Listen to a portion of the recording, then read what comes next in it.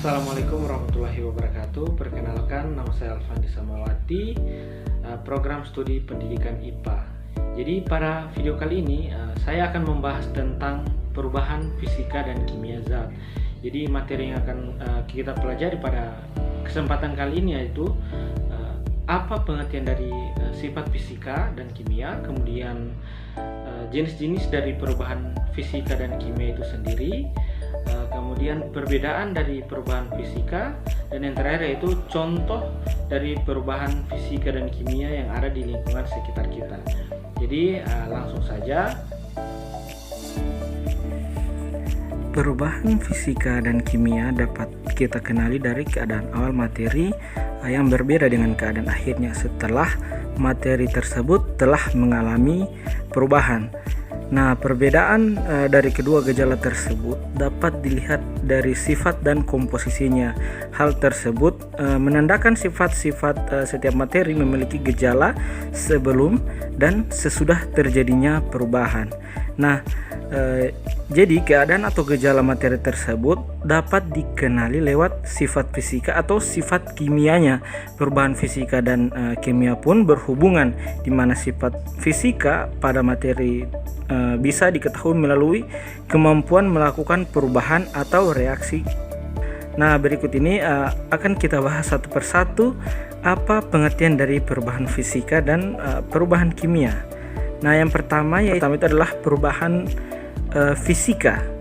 Jadi perubahan fisika adalah perubahan pada zat suatu benda yang hanya dapat dilihat dan diamati dari tampilan fisiknya saja atau dari penampilan luar.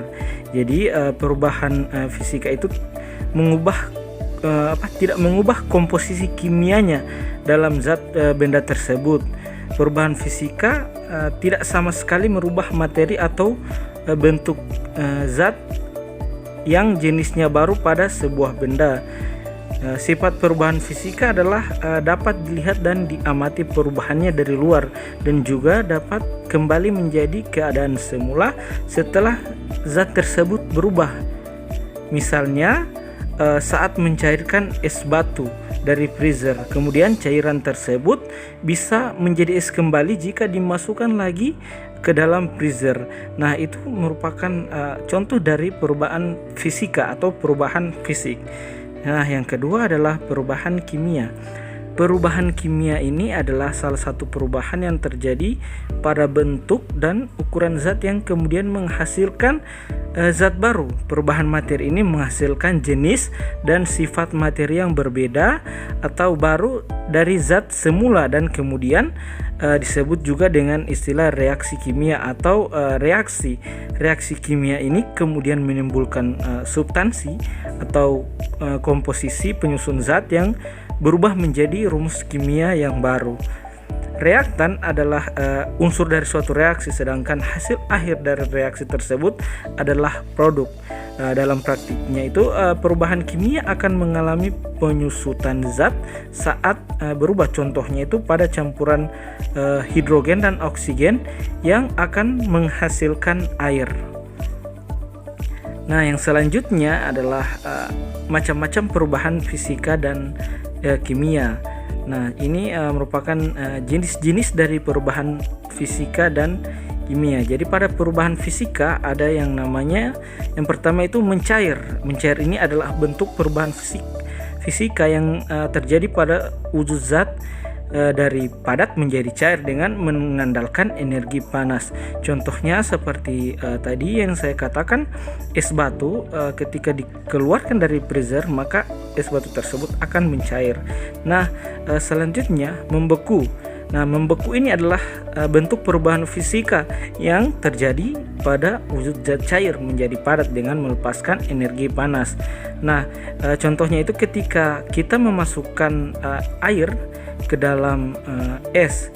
Nah, air tersebut akan menjadi membeku. Nah, selanjutnya adalah mengkristal.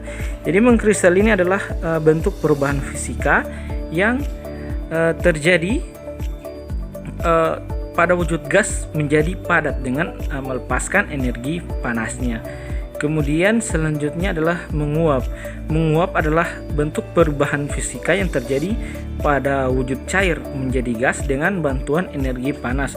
Contohnya ketika kita memanaskan air panas atau air di dalam belanga.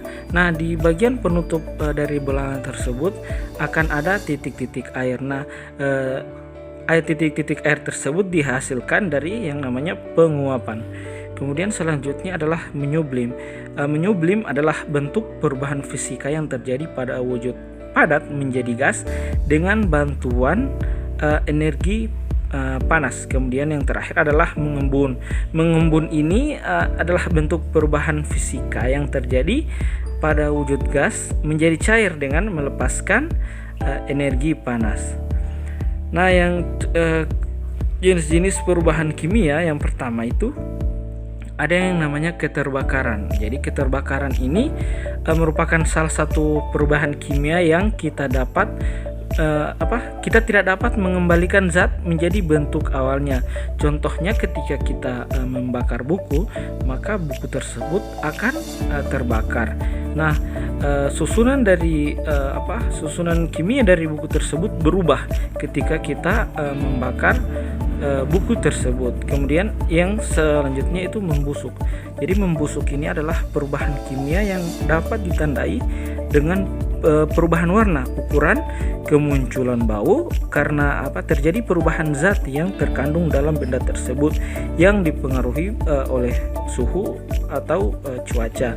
Contohnya yaitu membusuk ketika kita membeli buah-buahan. Nah, buah-buahan tersebut kita letakkan dalam waktu yang lama, maka unsur atau kandungan-kandungan unsur kimia dalam buah tersebut berubah sehingga menyebabkan buah tersebut membusuk. Selanjutnya yaitu terlarut.